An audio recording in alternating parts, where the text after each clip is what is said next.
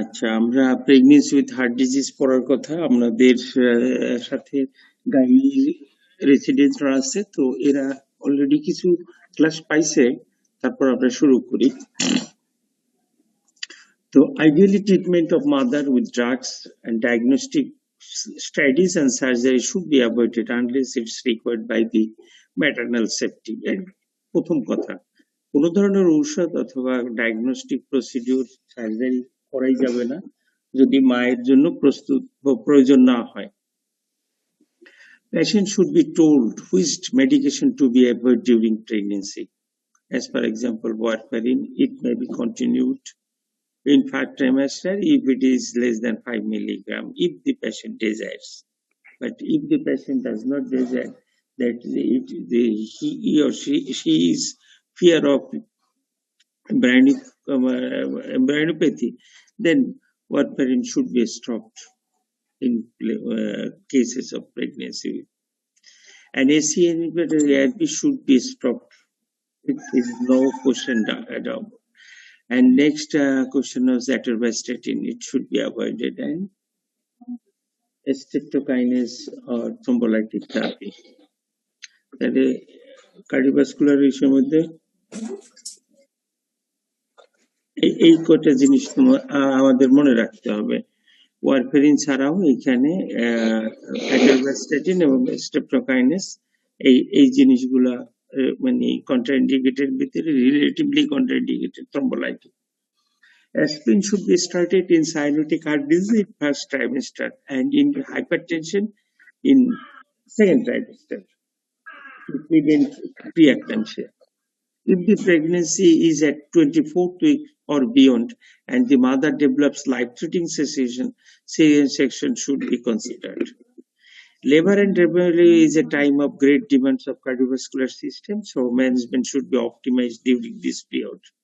Hemodynamic and electrical monitoring should be continued for 48 to 72 hours in those with severe abnormalities. মানে যে সমস্ত পেশেন্টগুলো critical থাকবে অথবা symptomatic থাকবে সেই সমস্ত পেশেন্টগুলো আপনি 48 থেকে 72 আওয়ার্স পর্যন্ত ইলেকট্রিক্যাল এবং হেমোডাইনামিক মনিটরিং এর ভিতরে আপনি রাখবেন। along with clinical, আপনি তিনটে জিনিস যদি এনশিওর করতে পারেন, clinically patient sound, haemodynamic patient stable এবং ইলেকট্রিক্যালি পেশেন্ট নর্মাল, তাইলে কিন্তু আপনার কোনো রোগীর কোনো প্রবলেম হওয়ার কথা না, থাকার কথা না, থাকবেও না। এখন cardiovascular abnormalities placing a mother and infant at extremely high risk, এর ভিতরে আছে যে advised avoidance or interruption of pregnancy, pulmonary hypertension number 1, cyanotic congenital heart disease number 2, dilated cardiomyopathy with symptoms, that is with congestive cardiac failure. R dilated cardiomyopathy without symptom সেই ক্ষেত্রে relatively contraindication counselling করে নেওয়া যাবে, কিন্তু fetal মানে এবং maternal risk 50-50, মানে 50% এর মতো ম্যাটারনাল রিস্ক হয়।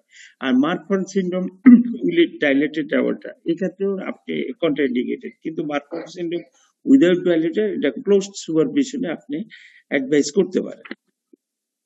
তাহলে কন্ট্রাইন্ডিকেশনের মধ্যে pulmonary hypertension, cyanotic congenital heart disease, dilated cardiomyopathy with symptoms and আরেকটা dilated Marfan syndrome with dilated aorta, এই চারটা কন্ডিশনে আপনি প্রেগনেন্সি কখনোই অ্যাডভাইস করবেন না। Next, pregnancy counselling with close clinical follow up, এটার ভিতরে হলো prosthetic valve, coarctation of the aorta, Marfan syndrome, dilated cardiomyopathy in asymptomatic obstructive lesion, any type of obstructive lesions, either mitral stenosis, aortic stenosis, hypertrophic cardiomyopathy, coarctation of the aorta, whatever it may be, it should be deal with special care. এই চারটা মানে পরীক্ষার সময় মাঝে মাঝে জিজ্ঞাসা করে বসে সাহেব কোন কোন অবস্থায় প্রেগনেন্সি কন্টিনিউ করবেন, কোন কোন অবস্থায় প্রেগনেন্সি কন্টিনিউ করবেন না। মানে epidemiology less than 5% all pregnancy are complicated by cardiovascular disease, it is general rule. যে 5% কম প্রেগনেন্সি কমপ্লিকেশন থাকবে কার্ডিওভাস্কুলার ডিজিজে। আপনি যদি এগুলো বাড়বে কখন? এইগুলো বাড়বে যদি আপনি সিলেক্টেড কেসে হিসাব করেন।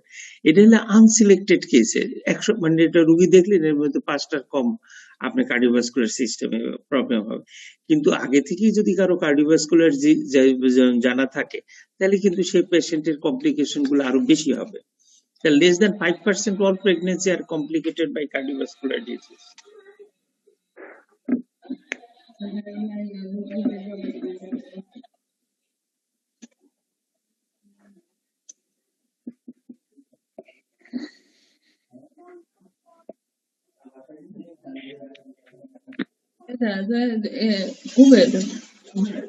মুরগি জবাই দিয়ে দেবে না?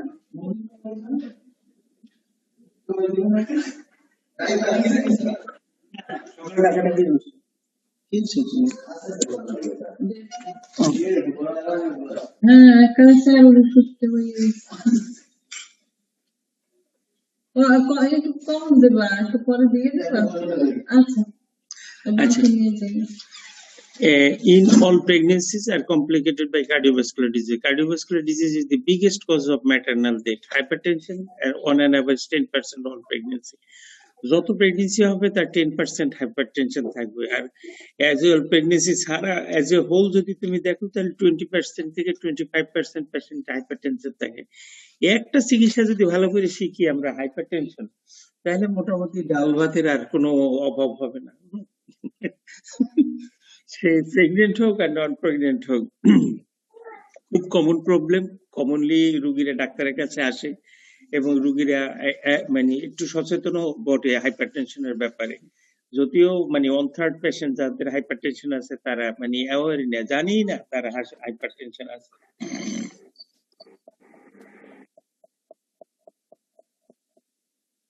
And congenital heart disease is responsible for 20% of maternal death. এই দেখেন এখানে যখনই কনজেনিটাল হার্ট ডিজিজ বলছে তখন 20% বলছে। ইসকেমিক হার্ট ডিজিজের কথা যখন বলছে তখন 2 in 10,000 কথা মানে আসছে। স্পেসিফিক কেসগুলো বেশি থাকবে। আচ্ছা, ফিজিওলজিক্যাল চেঞ্জেস ইন প্রেগনেন্সি, অনেক সময় আমরা মাঝে মাঝে একটু বিভ্রান্ত হয়ে যাই যে আসলে কি চেঞ্জ আছে কি চেঞ্জ নাই। সিস্টেমিক ভ্যাসোডাইলেশন শুরু হয় কারণ 5th উইক অফ গেস্টেশন শুরু হয়, কারণ এখান থেকে এস্ট্রোজেন, প্রোজেস্টেরন এবং যে নাইট্রাস অক্সাইড প্রোডাকশন হয়, এটা ভ্যাসোডাইলেটরি প্রপার্টি আছে, ভ্যাসোডাইলেশন হয়, অতএব ব্লাড প্রেশার ইনিশিয়ালি মানে ডায়াস্টোলিক ব্লাড প্রেশার কমে, তো ল্যাটার পার্টে আবার সিস্টোলিক ব্লাড প্রেশার বাড়ে, ভলিউম বাড়ে, সেই জন্য বাড়ে, সবকিছু কম্বিনেশন হিসাব করে। আর সিস্টোলিক মানে progressively reduced by 40% in second trimester, where it plateau before beginning to increase in late in trimester. শেষের দিকে আবার বাড়তে থাকে vascular resistance. Changes in vascular resistance may lead to a right to left shunt. There is progressive increase in left ventricular end diastolic volume and mass. যেহেতু সমস্ত অর্গানগুলোই বাড়তে থাকে অতএব হার্টও বাড়তে থাকে, তো এই বাড়াটা নিয়ে আচ্ছা হাইপারট্রফিক কার্ডিওমায়োপ্যাথি ডায়াগনোসিস করতে গেলে একটু সতর্কভাবে করতে হবে প্রেগনেন্সিতে। There is progressive increase in left ventricular end diastolic volume and mass in the third trimester, but it is slow, মানে sharp drop of left ventricular mass in latter part of the third trimester. শেষের দিকে আবার কমতে থাকে। And there is an increase in maternal heart rate throughout the pregnancy and an average 30 beats per minute higher than normal baseline. Physiological sense, circulating may increase on an average by 40%. There is increase in cardiac output about 45% from baseline during the first trimester. 50% মনে রাখলেও চলবে, 50%. Expression of the estrogen receptor, এটা হলো আসল জিনিস। কেন aorta এবং dilated aortic root গুলো কমপ্লেইন হয়। In aorta causes fragmentation of the reticulin fiber and loss of normal arrangements of elastin fiber, predisposing to aortic dissection. And last of all, pregnancy is a hypercoagulable state leading to 0.122% increase in thrombus, venous thromboembolic manifestation, that is may be due to increased vitamin K dependent clotting factors and reduced protein S. এটা মানে যে কোনো clotting factor develop করতে গেলেই protein acid যদি deficiency থাকে তাহলে life long তাকে মানে দিয়ে যেতে হয়, অ্যান্টিকোয়াগুলেশন দিয়ে যেতে হয়। এবং ট্রানজিয়েন্ট কোনো কন্ডিশনে যদি vitamin K dependent clotting factor গুলো বাড়ে, সেই ফ্যাক্টর গুলো ডিল করতে হয়। প্রেগনেন্সিতে এরকম একটা হাইপার কোয়াগুলেবল স্টেটস, এখানে তোমার তৈরি হয় বেশি vitamin K dependent clotting factor 2, 9, 7, 10 এগুলো বেশি তৈরি হয়। কি পড়াইতে পারি না পারি না,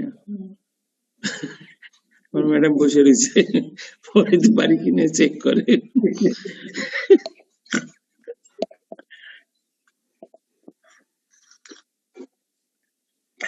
ঘরেও পরীক্ষা দেওয়া লাগতেছে, বুঝো যে কি অবস্থা। ভাই কিছুদিনের মধ্যে লকডাউন উঠে দাও, আমরা বা হাসপাতালে যাই, অফিসে যাই। সামারি অফ দি মানে recommendation of the physiological change that occur during pregnancy, ওইগুলোই বলতেছি যে সিস্টেমিক ভাস্কুলার রেজিস্ট্যান্স কমবে, হার্ট রেট বাড়বে, এলভি এন্ড ডায়াস্টোলিক ডায়ামিটার, যারা কার্ডিওলজি আছেন তাদের জন্য এটা, আর এলভি মাস, আর এজ এ হোল মানে যারা রেসিডেন্ট আছেন তারা বলবেন লেফট ভেন্ট্রিকুলারের মাস বাড়ে এইটুকু। আর আপনার আলাদা আলাদা ভাবে এন্ডায়াস্টোলিক ডায়ামিটার বাড়ে এবং মাসও বাড়ে, এবং as a whole cardiac output বাড়তে থাকে। আর লংলিটিউডিনাল স্ট্রেন এগুলো দরকার নেই আপনাদের। আর যদি গাইনিরা মানে স্পেসিফিক ভাবে মনে রাখতে চান তাহলে আপনাদের জন্য এইভাবে যে ট্রাইমেস্টার হিসাবে উল্লেখ করা আছে, যেহেতু আপনারা এটার উপরে মাস্টার্স মানে নিবেন, সেই জন্য হলো মানে ফিফথ মানে উইকে যতটুকু হার্ট রেট থাকবে তার চেয়ে 12 সপ্তাহ থেকে শুরু করে মানে সব 38 সপ্তাহের দিকে আর সবচেয়ে বেশি হার্ট রেট থাকবে। 4 গুণ মানে যদি 1 গুণ থাকে 5 সপ্তাহে, 4 গুণ থাকবে হলো আপনার 38 উইকে।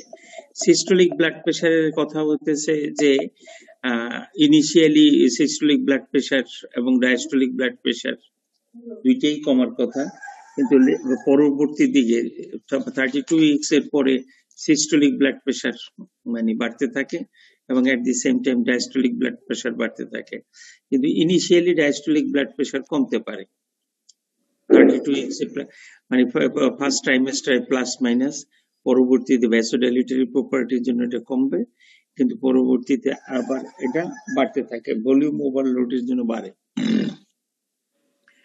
স্ট্রোক ভলিউম মানে থ্রু আউট বাড়তে থাকে, সবচেয়ে শেষের দিকে বেশি বাড়ে, কার্ডিয়াক আউটপুট শেষের দিকে বেশি বাড়ে, এবং সিস্টেলিক ভাস্কুলার রেজিস্ট্যান্স কমতে থাকে শেষের দিকে আরো বেশি কমতে থাকে। লেফট ভেন্ট্রিকুলার ইজেকশন ফ্র্যাকশন এটা বাড়তে থাকে প্রথম 2-3 সপ্তাহে, শেষের দিকে বাড়ে কম। এটা মানে আপনারা ইচ্ছা করলে নিতে পারেন, এটা ইসের থেকে মানে ভালো একটা রেফারেন্স থেকে এটা নেওয়া, ব্রাউনওয়ার্ড থেকে নেওয়া। কোজি অনেক সময় যে নেটে অনেক মানে হাবিজাবি জিনিস দেওয়া থাকে, নেটের জিনিস কিন্তু সবকিছু হয় না, অত ভালো হয় না। এটা নেট থেকে নিয়ে নেই, এটাকে টেক্সট বুক থেকে নিয়েছি।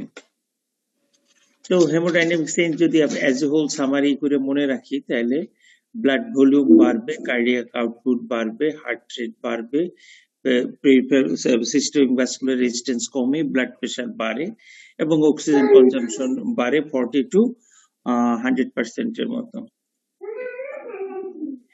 আচ্ছা, প্রিকনসেপশন ম্যানেজমেন্ট। প্রিকনসেপশন ম্যানেজমেন্ট সব মানে ম্যানেজমেন্টের ক্ষেত্রে প্রেগনেন্সিতে প্রিকনসেপশন ম্যানেজমেন্ট খুব ইম্পর্টেন্ট। যদি আমরা সুযোগ পাই তাহলে মায়ের সাথে আগে কথা বলে নেওয়া। Mother should be evaluated whether she can tolerate the hemodynamic changes that occur in pregnancy. এটা রুল অফ ওয়ান এর মতো।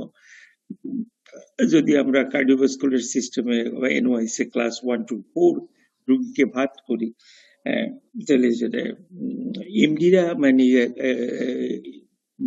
জানেন কিনা বলেন দেখি একজন, মানে মাহমুদুল হাসান, আপনি বলেন তো এনওআইসি ক্লাস আর নিহা ক্লাসের মধ্যে, মানে এনওআইসি এটা তো নিহা, আর সিসিএস ক্লাস এই দুটোর মধ্যে পার্থক্য কি?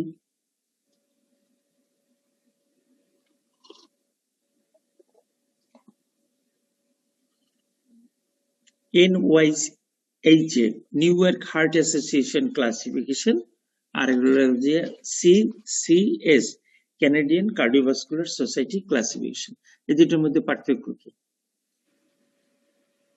আছে না নাই? আছে তো। Mahmudul Hasan, resident medicine.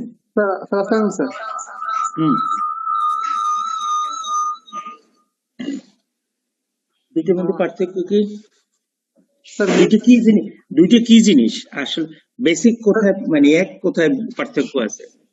Sir new York heart, sir new York classification আছে হার্ট ফেলিয়ারটাকে স্যার ইয়ে করেছে, ক্লাসিফাই করেছে হার্ট ফেলিয়ারটা। আর ওটা স্যার ওই কোশ্চেন এখন শুনে নেই স্যার। আর এটা হলো কানাডিয়ান কার্ডিওভাস্কুলার সোসাইটি ক্লাসিফিকেশন। ওটা জানি না স্যার। আচ্ছা, গাইনি রেসিডেন্ট কেউ অ্যান্সার করবেন?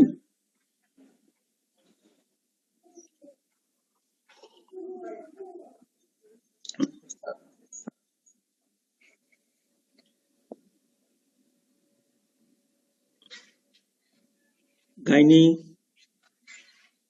নাম না ধরলে করবে না। সারজানা,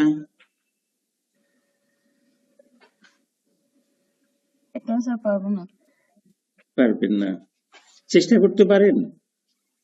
এক কোথায় আর ভিন্নতা কোথায়? দুইটা জিনিসের এক জায়গায় মানে একটা যোগসূত্র আছে।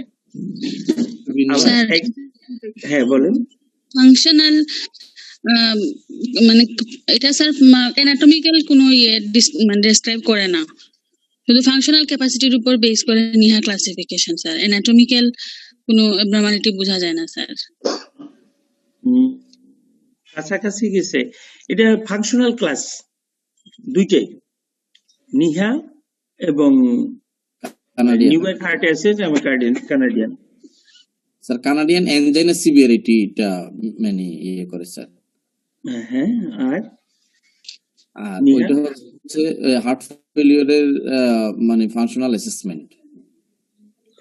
ফাংশনাল অ্যাসেসমেন্ট সাধারণত এই দুইটা মানে ইসের ভিতরে থাকে।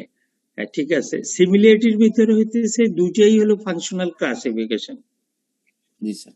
হ্যাঁ, আর একটা বলছেন যেটা আপনারা, একটা হলো মানে হার্ট ফেলিওর কে ডিসক্রাইব করে নিহা দিয়ে কেউ, হ্যাঁ নিহা দিয়ে হার্ট ফেলিওর কে ডিসক্রাইব নিহা এনওয়াইসি ক্লাস 1 2 3 4। আর হলো ইসের, কিন্তু আমরা পরীক্ষার সময় যখন বলি যে পেশেন্টের মানে এনওয়াইসি ক্লাস 1 2 3 4 মানে ইসের ধরো মাইট্রাল স্টেনোসিস অথবা অ্যাওর্টিক স্টেনোসিস পড়ছে, তখন তো আমরা নিহা ক্লাস করে দিই, তার ফাংশনাল ক্লাসিফিকেশন করে দেই। এটা ডিফারেন্সটা তোমাদের দেখাই নেই না? ডিফারেন্সটা একদম বা সাইড বাই সাইড আছে। তার মধ্যে হলো মানে বড় মানে পার্থক্য যেখানে হলো নিহায় অ্যানাটমিক্যাল মানে থাকে, তোমরা তো বলছো অ্যানাটমিক্যাল থাকে না, এখানে হার্ট ডিজিজ থাকে। আইদার অ্যানাটমিক্যাল থাকুক মানে স্ট্রাকচারাল অ্যাবনরমালিটি থাকুক বা না থাকুক, হার্টের অ্যাবনরমালিটিস থাকে। আর কানাডিয়ান কার্ডিওভাস্কুলার সোসাইটিতে হার্টের অ্যাবনরমালিটিস থাকে না। সেক্ষেত্রে শুধুমাত্র চেস্ট পেইনের কোয়ালিটি দিয়ে ওইটাকে এবং পেশেন্টের ফাংশনাল ক্যাপাবিলিটি দিয়ে ডিসক্রাইব করা হয়েছে। যেমন নিহা ক্লাস 4, সেক্ষেত্রে হলো মানে patient complains of symptoms of chest pain even on rest. আর NYHA 4, patient cannot perform any activities without any discomfort। তার মানে হইতেছে ঘরের মধ্যে বেড বাউন্ডারির মধ্যে থাকে। পার্থক্য খুব সূক্ষ্মভাবে যদি দেখতে চাও তাহলে দুইটাই ফাংশনাল ক্লাসিফিকেশন, দুইটারই মানে ইমপ্লিকেশন আছে যারা হিসেবে, কিন্তু ডিসক্রাইব করতে গেলে এটা অ্যানাটমি মানে হার্ট ডিজিজ আছে, নিহায় হলো হার্ট ডিজিজ আছে আর সিসিএস এ হার্ট ডিজিজ নাই। এই জন্য ইন মাদার মানে গাইনিতে যখন ভাগ করা হবে ওই যে দেখবা তখন মানে এই নিহা ক্লাস দিয়ে ভাগ করা হয়। গাইনিতে মাইল্ড, মডারেট এবং সিভিয়ার মানে ডিজিজ গুলো যখন ভাগ করতেছে, অথবা heart disease, how will you define cardiovascular disease মানে তখন হলো ওই নিয়া হিসাবে ভাগ করা। Mother should be evaluated whether she can tolerate the hemodynamic changes that occur in pregnancy. In cardiomyopathy, pregnancy can have a deleterious long-term effect on ventricular functions. Assisted production involves the invasive procedures and medication and leading to significant cardiac strain, as multiple fetus are more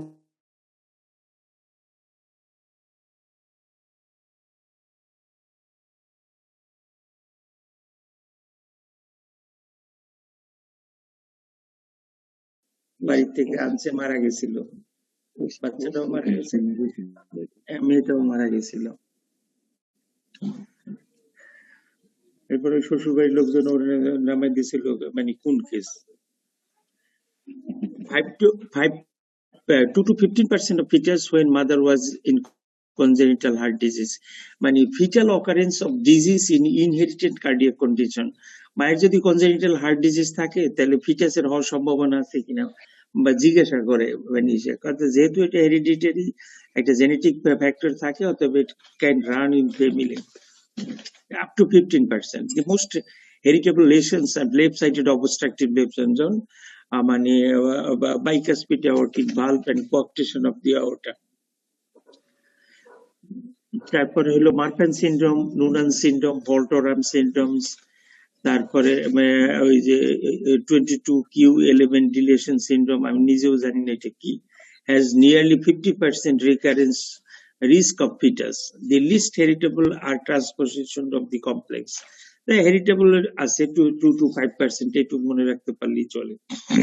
most common হলো left sided আর least common হলো transposition. মানে fetal risk in mothers with congenital heart disease, ফিটালের কি রিস্ক থাকতে পারে? The overall neonatal mortality is 10%.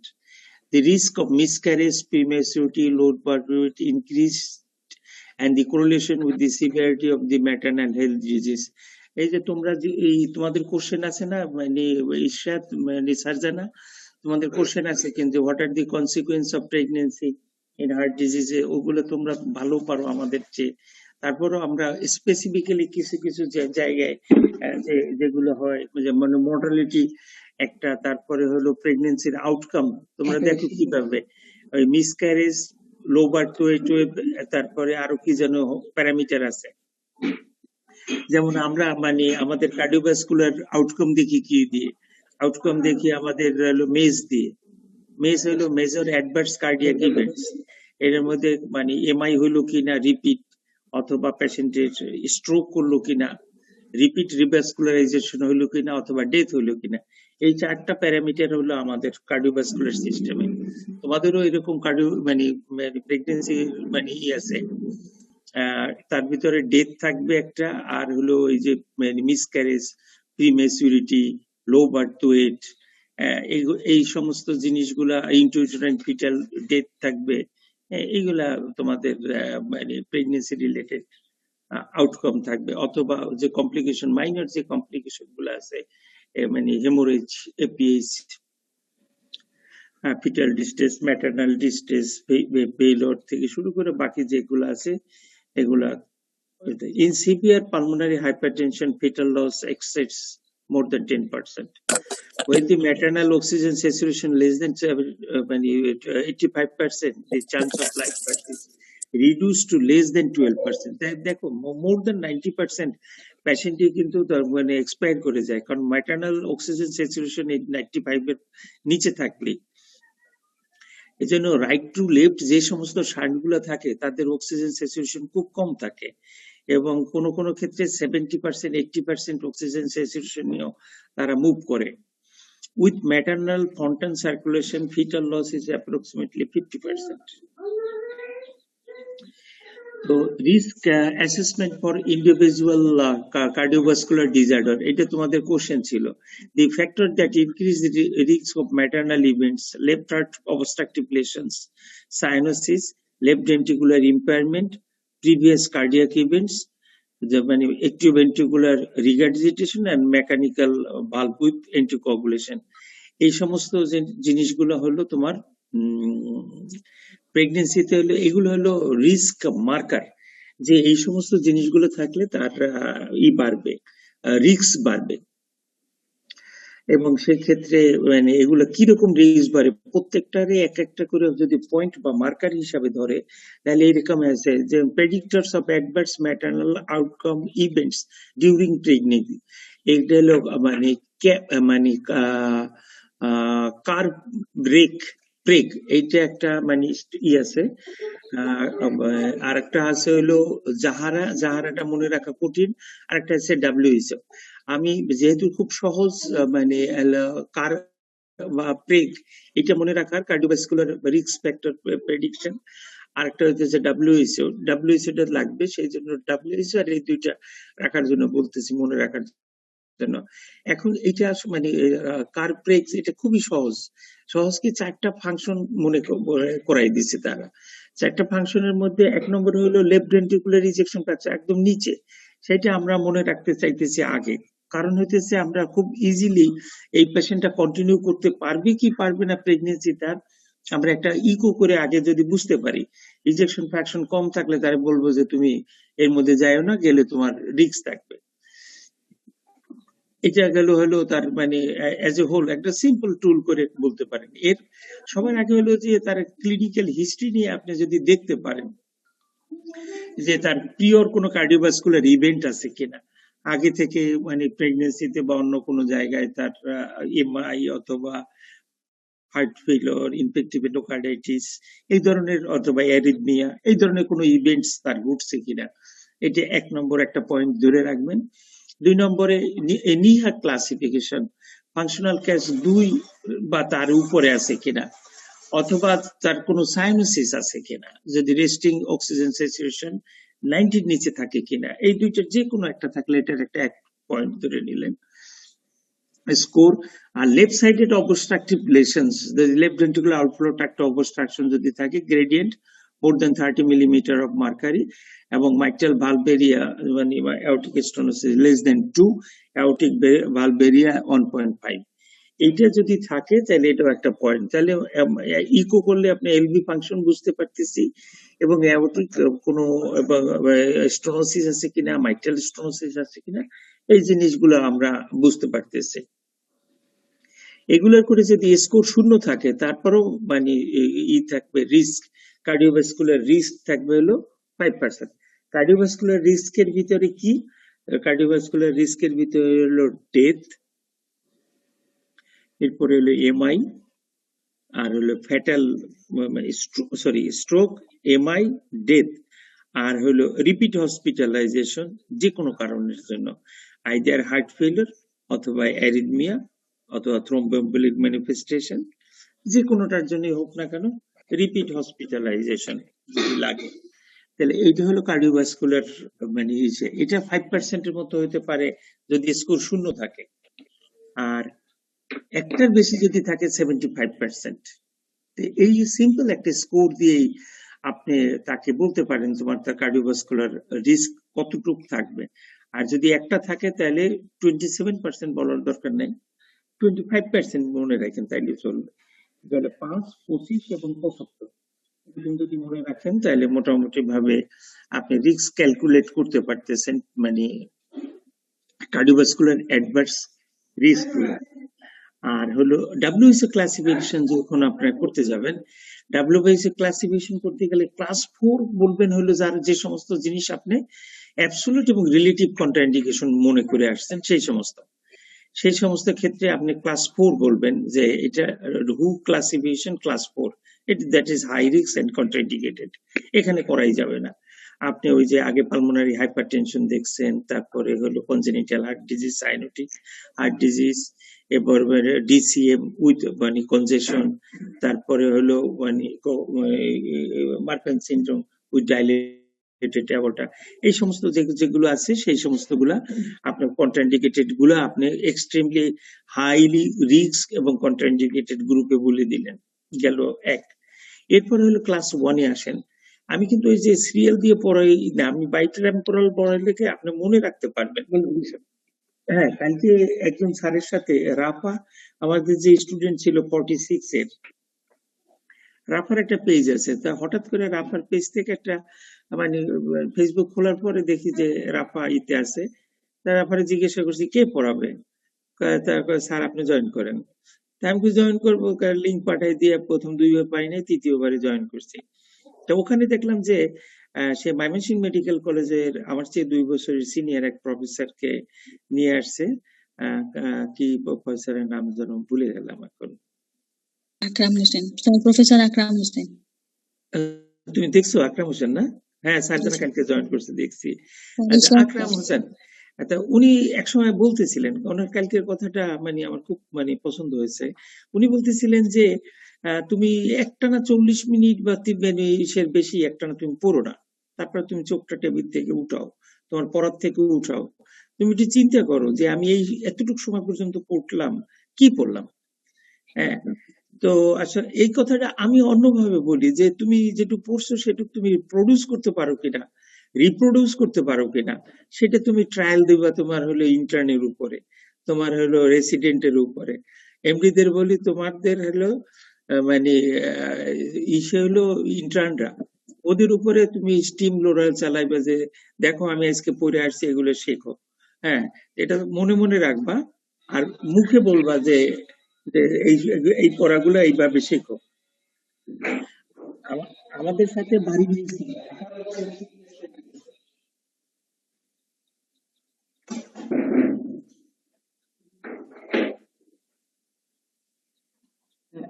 আমরা বলতাম মানে পাগলা বাড়ি, 17 বার এফসিপিএস ফেল করছে, কিন্তু মানে 18 বারে সে এফসিপিএস পাস করছে।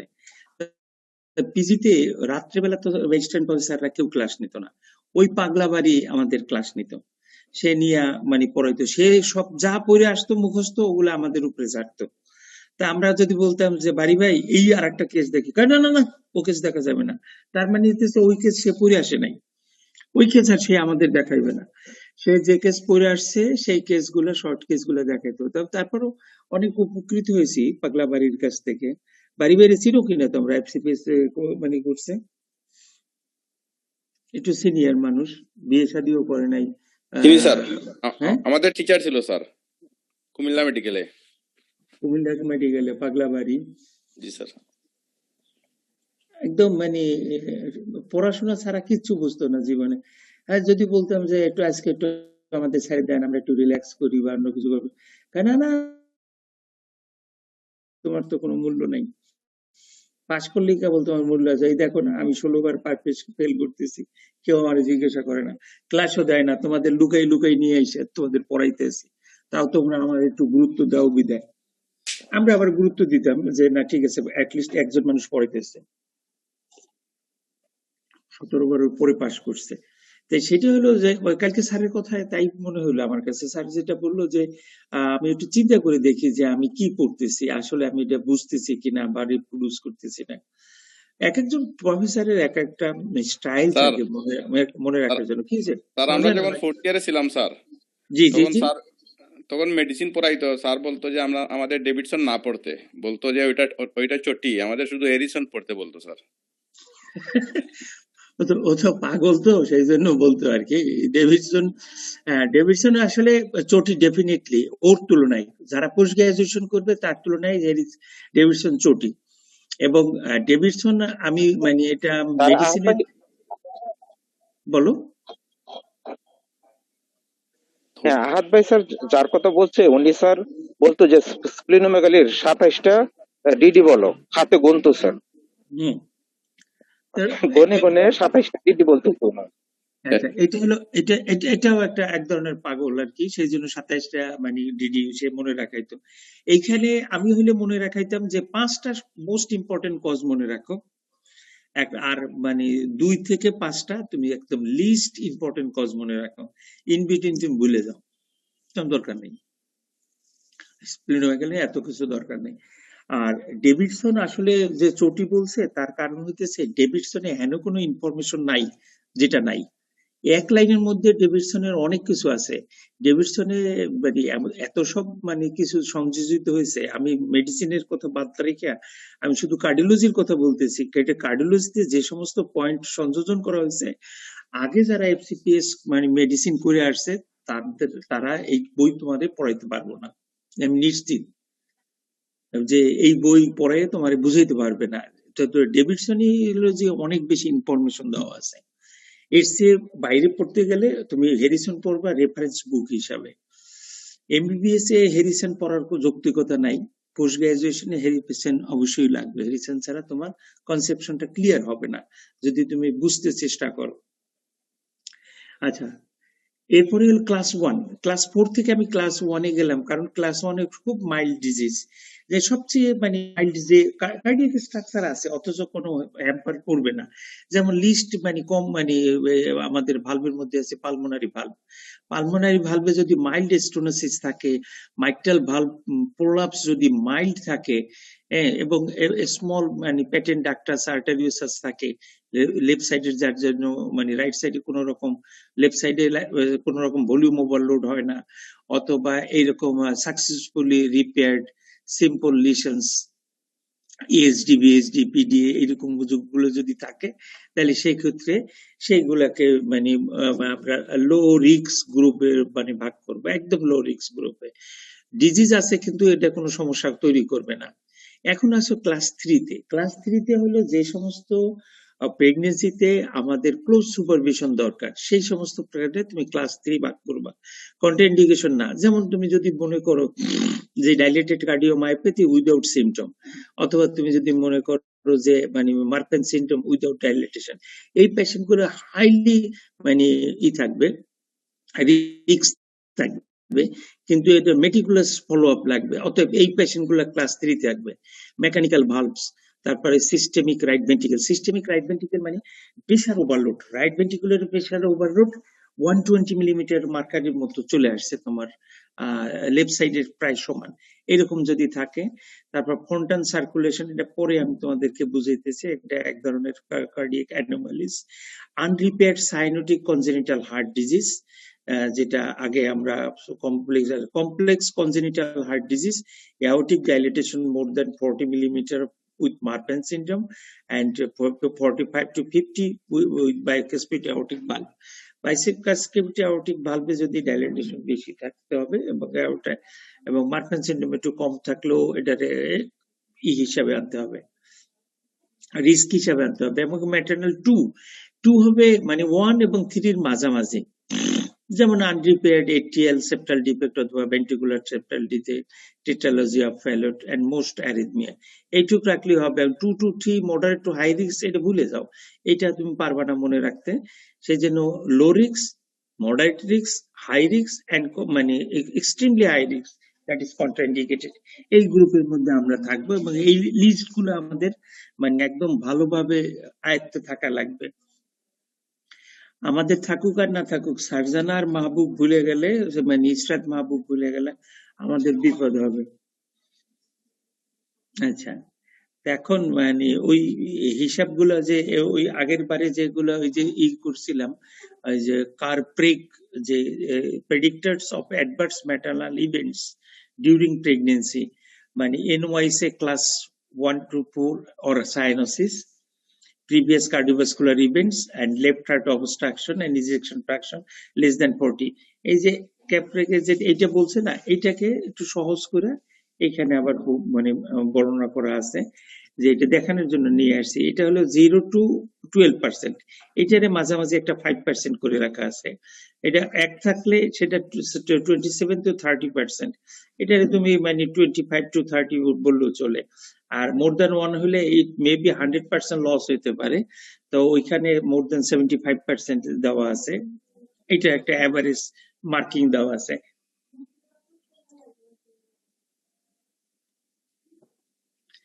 আচ্ছা, এখন হলো modified WHO classification for risk assessment and follow up patient with cardiac condition in pregnancy. Maternal events varies from 0.5 to 5% in class 1 and progressively increases to 40 to 100% class 4. তাহলে দেখো আসলে মানে ক্লাস 4 এ যদি maternal mortality তুমি চিন্তা করো অথবা maternal cardiac events যদি চিন্তা করো, ইট মে বি 100% ইন ক্লাস 4। আর যদি থাকে মানে WHO ক্লাসিফিকেশন দিয়ে করো, আর ক্লাস 1 এ যদি থাকে তাহলে মানে এটা 5% এর মতো হাইয়েস্ট আসতে পারে। কারণ আমরা দেখছি যে যদি আমরা কোনো ইভেন্টস নাও ক্যালকুলেট করতে পারি, যে কোনো ধরনের মানে ক্লিনিক্যাল, হেমোডাইনামিক্যাল, ইলেকট্রিক্যাল অথবা স্ট্রাকচারাল কনজেনিটাল হার্ট ডিজিজ না থাকলেও যদি স্কোর শূন্য হয়, তাহলে ওইখানে মানে কার প্রেগে আমাদের বলছে 5% লস হতে পারে। তো এখানেও মানে ক্লাস 1 এ 5% লস আসতে পারে। আর ক্লাস 4 যদি আমরা হাই রিস্ক গ্রুপটা দেখি, মানে WHO সেখানে 100%। Pregnancy is contraindicated in class 4 and it occurs, when if occurs, then termination is advisable. Follow-up and for delivery in WHO class 3 and should be done in a tertiary referral care center for obstetrician and cardiac care, and should be followed up to at least monthly.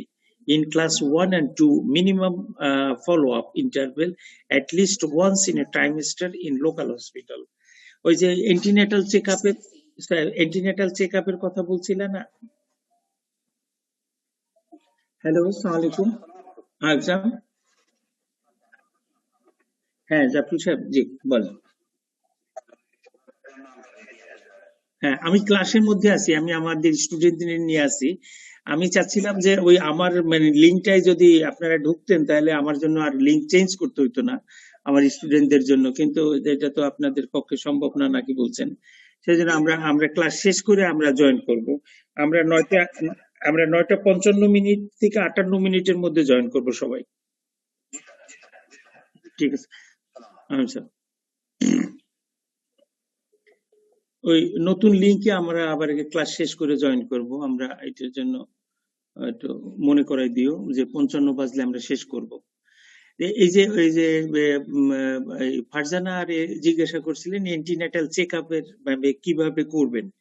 Antenatal checkup আপনাদের হিসাব মতো আপনারা করবেন, আর এইটা দিয়ে দিবেন, WHO এর ক্লাসিফিকেশনটা এইটা দিয়ে দিবেন।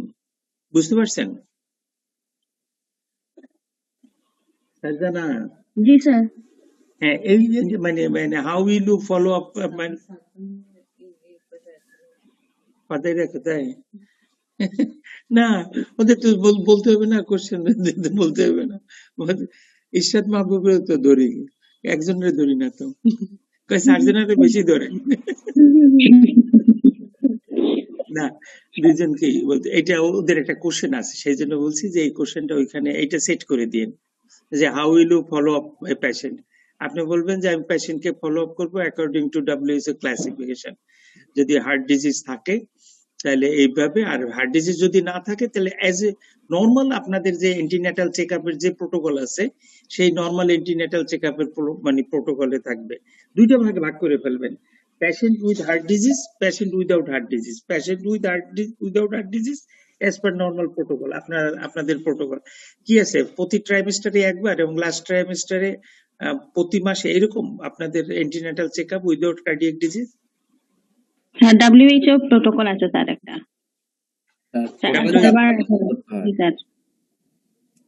আচ্ছা, ওইটা যেটা WHO প্রোটোকল আছে সেটা দিন। আর আমাদের যেটা হলো কার্ডিয়াক ডিজিজ থাকলে আপনি এইভাবে WHO প্রোটোকল দিয়ে ভাগ করে নেবেন, যে আমরা মানে 3 এবং 4 মানে should be done in a tertiary referral centre and should be followed up at least monthly, and class 1 and 2 in follow-up interval at least once in a trimester in a local hospital.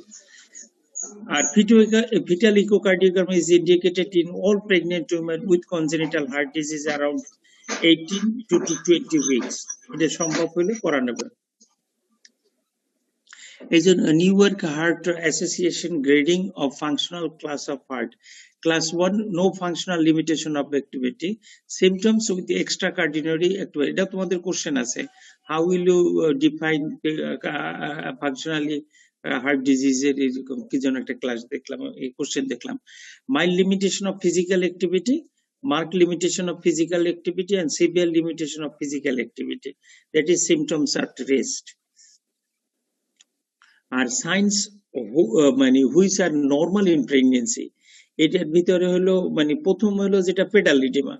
পেডালিডিমা আপনি 80% মানে ফিমেলদের পাওয়া যায় এবং এটা মানে normal থাকতে পারে। Pedal edema, এবং আর যেটা হলো সেটা হলো জেবিপি, লেস দেন 2 সেন্টিমিটার ইলেভেশন। এরপর যদি আপনি অসকাল্টেশন করেন তাহলে একটা ইজেকশন সিস্টোলিক মারমার পাবেন পালমোনারি এরিয়ায়। এটা ম্যাক্সিমাম 90%-এরই এটা পাওয়া যাবে, এবং S3 পাওয়া যায়, মানে ভলিউম ওভারলোডের জন্য এটা থাকে।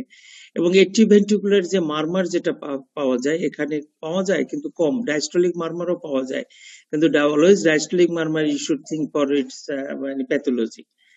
তাহলে এই তিনটা জিনিস হলো sign which are normal in pregnancy. এইটারই অ্যাবনর্মাল হবে যখন মানে এই থাকবে, ইডিমা অনেক বেশি থাকবে।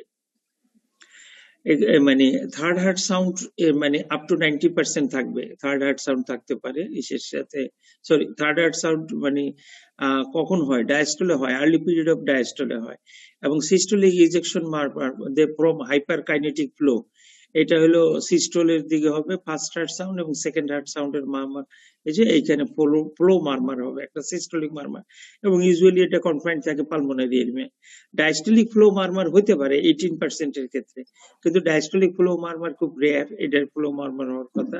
যদি হয় তাহলে সেটা মানে ধরে নিতে পারবেন যে প্যাথোলজির মতোই। আর হলো most auscultation changes result 1 to 2 weeks after postmortem, যাই হোক না কেন মানে প্রেগনেন্সির পরে এটা ডিলিট হয়ে যায়। Sign and symptoms which are abnormal in pregnancy, যেমন যদি সিমটমের মধ্যে চিন্তা করে এক্সট্রিম ব্রেথলেসনেস, নর্মালি একটু ডিপসনিয়া থাকে পেশেন্টের, কিন্তু তার চেয়ে যদি বেশি হয়, marked edema, fourth heart sound যদি পাওয়া যায়, ডায়াস্টলিক মারমার যদি পাওয়া যায়, এবং জুগুলার ভেনাস প্রেশার 2 সেন্টিমিটার উপরে জনে হয়, এবং persistent tachycardia more than 100 beat per minutes, এই যে সাইনগুলো যদি পান তাহলে এই সাইনগুলো ডেফিনেটলি প্রেগনেন্সিতে কন্ট্রাইন্ডিকেটেড, সরি কন্ট্রাইন্ডিকেটেড, এই সাইনগুলো প্রেগনেন্সিতে মানে অ্যাবনর্মাল। এবং normal physiological changes in pregnancy, ECG changes মানে কি এক্সিস একটু ডেভিয়েশন হবে, স্মল কিউ হবে, এবং পি ইনভার্টেড হবে ইন লিড 3। এটা কিসের জন্য? ডায়াফ্রামের উপরের দিকে উঠে আসে, সেই জন্য মানে ডায়াফ্রাম উপরের দিকে চলে যায়, হার্ট হরাইজন্টাল পজিশনে একটু বেশি চলে যায়। সাইনাস টেকিকার্ডিয়া আমরা জানছি normal, RS ratio in V1 এটা বেশি থাকবে V2 তে। ইসিজি চেঞ্জেস এর মধ্যে এক্সরে, যদিও মানে প্রেগনেন্সিতে এক্সরে মানে বাই ডিফল্ট কন্ট্রাইন্ডিকেশন, কিন্তু কখনো যদি মানে যদি হয় অর্গানোজেনেসিস হয়ে যায়, প্রয়োজন যদি পড়ে এক্সরে করা যাইতে পারে, সেই ক্ষেত্রে স্ট্রেটিং অফ দি আপার মানে cardiac border, horizontal position of the heart more horizontal থাকে, ইনক্রিজড লাং মার্কিং, এবং স্মল পেরিকার্ডিয়াল প্লুরাল লিকুশন পাওয়া যেতে পারে। ইকোকার্ডিওগ্রাম কোনো কন্ট্রাইন্ডিকেশন নাই, ইকোকার্ডিওগ্রাম করলে আমরা যে নর্মাল ফিজিওলজিক্যাল চেঞ্জে বলছিলাম, in diastolic diameter, diastolic volume, এগুলো বাড়বে, এগুলো অল্প অল্প করে মানে বাড়ে, ইনক্রিজড হয়। আপনাদের জানার কথা, এত ডিটেলস জানার দরকার নেই, আপনারা মনে করে রাখবেন যে ভলিউম এবং ডায়ামিটার অল্প করে বাড়বে, কার্ডিয়াক ডাইমেনশন গুলো বাড়বে, এবং স্মল পেরিকার্ডিয়াল ইফিউশন থাকতে পারে, এবং ট্রাইকাসপিড অ্যানুলাসের ডায়ামিটার বাড়তে পারে, এবং ফাংশনাল ট্রাইকাসপিড রিগার্জিটেশন হতে পারে। এগুলো নর্মাল, অল্প করে পেরিকার্ডিয়াল ইফিউশন প্রেগনেন্সিতে আমরা এক্সপেক্ট করি হতে পারে, এবং অল্প করে ডায়ামিটার এবং কার্ডিয়াক আউটপুট বাড়বে, এগুলো নর্মাল। এবং ইনভেস্টিগেশনের ভিতরে ইসিজি করতে পারবেন, X ray traditionally avoided, echocardiogram safe, cardiac MRI safe after first trimester, CT involves radiation and should be avoided. Cardiac catheterization should be avoided in pregnancy, but if required, the radiation dose should be minimum as much as possible. And a lead shading used across the abdomen to reduce the fetal exposure. এটা কমানোর জন্য করতে হবে, এবং ECG invariably সব রোগীর ECG safe. মায়েরা জিজ্ঞাসা করে যে আমি যে ইসিজি করব আমার বাচ্চার ক্ষতি হবে কিনা, ইকো করব বাচ্চার ক্ষতি হবে কিনা, আল্ট্রাসোনোগ্রাম করব ক্ষতি হবে কিনা। এখানে সিটিতে ক্ষতি হবে, তার সেই এমআরআই সেফ ফার্স্ট ট্রাইমেস্টারের পরে। আচ্ছা, মানে pregnancy and pulmonary arterial hypertension, আমরা এটা বলছি যে এটা কন্ট্রাইন্ডিকেশন প্রেগনেন্সিতে যদি আর্টেরিয়াল হাইপারটেনশন, এটা আমি 2018 এর ইএসসি গাইডলাইন থেকে নিয়ে নিয়েছি। এই ক্ষেত্রে হলো রাইট হার্ট ক্যাথেটারাইজেশন আমরা বলছিলাম যে খুব মায়ের সেফটি না হলে করবো না। Right heart catheterization is recommended to confirm the diagnosis of pulmonary arterial hypertension, and this can be performed during pregnancy but with very strict indication. And the treatment of low molecular weight heparin is recommended in pregnant women with chronic thromboembolic hypertension. যদি chronic থ্রম্বোএম্বোলিক হাইপারটেনশনের evidence থাকে তাহলে মানে ওই দিতে হবে, সব রোগীরে না। যে হয়ে গেলে পালমোনারি আর্টেরিয়াল হাইপারটেনশন থাকলেই দিতে হবে তা না। যদি ক্রনিক থ্রম্বোএম্বোলিক ম্যানিফেস্টেশনই থাকে এবং এটা ওই স্ক্যান করে বিকিউ স্ক্যান করে তারপর এটা ডায়াগনোসিস কনফার্ম করতে হয়। If the pulmonary arterial hypertension patient conceives on target pulmonary hypertension therapy, consideration should be given to withdraw the embryotoxic drugs, taking in account for the risk of the withdrawal. এখানে যে সমস্ত drug যদি থাকে মানে এমব্রায়োটক্সিক drug যদি থাকে সেগুলো যেমন অনেক সময় পেশেন্ট খায় ওই বুসেন্টান অথবা ফসফোডাইএস্টারেজ ইনহিবিটর, এগুলো খায়, এগুলো উইথড্র করতে হবে। In treatment naive patient with pulmonary hypertension, initiation of treatment should be considered. যে সমস্ত পেশেন্ট আগে থেকে এই সমস্ত ড্রাগ গুলো পেয়ে আসছে তাদের এগুলো দেওয়া যেতে পারে। আর লাস্ট অফ অল যেটা কথা হলো, pregnancy is not recommended in patient with pulmonary arterial hypertension.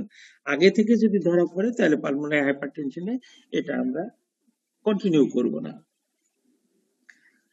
এবং কনজেনিটাল হার্ট ডিজিজ মানে আগেই কথা যে কনজেনিটাল হার্ট ডিজিজ যদি থাকে তাহলে আমরা কনজেনিটাল হার্ট ডিজিজ আমরা করব না, মানে প্রেগনেন্সি মানে অ্যাডভাইস করব না। ইন পেশেন্ট একদম লাস্ট লাইন পড়তেছে, ইন পেশেন্ট উইথ মানে Fontan circulation and saturation less than 85%, depressed ventricular function, moderate to severe aortic regurgitation, refractory arrhythmia, তারপরে হলো protein-losing angiopathy, pregnancy is not recommended. মানে WHO 4 যেগুলা class আছে সেই সমস্ত ক্লাসে একটাও আমরা প্রেগনেন্সি ওই কন্টিনিউ করবে না, কিন্তু এখানে কনজেনিটাল হার্ট ডিজিজের সাথে এইরকম যদি কোনো জিনিসগুলো থাকে তাহলে সেক্ষেত্রে না। সবগুলোর কাজ টু দ্য পেশেন্ট মানে এখানে anticoagulation treatment should be considered during pregnancy in মানে পন্টেন্ট patients and symptomatic patient with abstinence anomaly with saturation less than 85% and heart failure should be advised against surgery. তাহলে এই সমস্ত সবগুলো ক্ষেত্রেই এই যে নিয়া 3-4 সিস্টেমিক ভাস্কুলার রেজিস্ট্যান্স মানে less than 40%, severe tuber should advised against pregnancy. আপনি কনজেনিটাল হার্ট ডিজিজ থাকলে ম্যানেজমেন্টের ভিতরে তারে বলতে হবে যে তোমার মানে ম্যাটারনাল রিস্ক, ফিটাল রিস্ক বেশি, 50% ফিটাল লস হইতে পারে, ম্যাটারনাল লস হইতে পারে। এটা দিয়ে শেষ করবো আজকে যে কনজেনিটাল হার্ট ডিজিজের যে মানে summary as a whole. Treatment of congenital heart disease by surgery or device confers lesser risks in pregnancy, and residual pulmonary artery pressure is the most important determining factor for vaginal delivery. Infective endocarditis prophylaxis is recommended in selected cases. Routine সব কেসে না, আমরা আগের বারে বলছিলাম যে যদি হয় মেমরি রাপচার হয় তারপরে কনজেনিটাল হার্ট ডিজিজ অথবা স্ট্রাকচারাল অ্যাবনরমালিটি থাকলে সেই ক্ষেত্রে আমরা দিতে পারবো। তারপরে pulmonary hypertension and Eisenmenger syndrome, maternal mortality 15 to 30% for pulmonary hypertension and 20 to 50% in Eisenmenger. Mode of death: pulmonary crisis, refractory heart failure, pulmonary thrombosis, vaginal delivery or elective cesarean section under regional anesthesia is preferred. Congenital cyanotic heart disease without pulmonary hypertension, thrombosis, arrhythmia, may occur in about 1/3 of the cases, and paradoxical embolism can be prevented by elastic stroking or low molecular weight heparin. তারপরে pregnancy discussed vaginal delivery, low molecular